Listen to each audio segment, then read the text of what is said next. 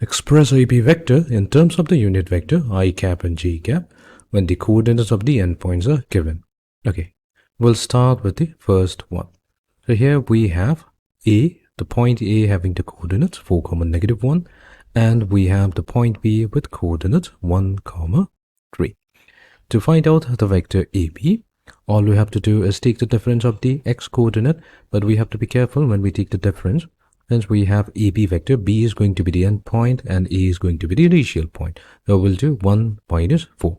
Multiply it with I cap to indicate that this is the component along x direction.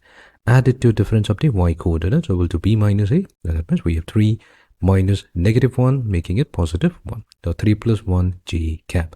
That's going to give us -3 I cap added to 4 times j cap. So here we have obtained the vector AB in terms of the unit vector I cap and j cap.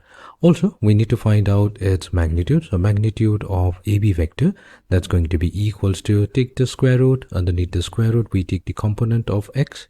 That's -3, square it and add it to the square of the component of y. And this is going to give us a value equals to 5, meaning the magnitude of vector AB is going to be 5 units.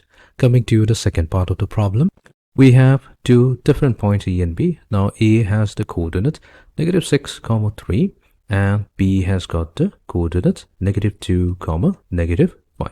Now we'll find out the vector AB. So this is going to be equals to difference of the x coordinates. So we'll have to do B minus A. We have -2 minus -6. So we'll have -2 plus 6 multiplied to I cap.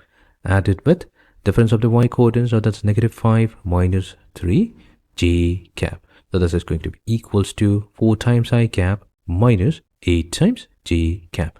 And also find out the magnitude of vector AB.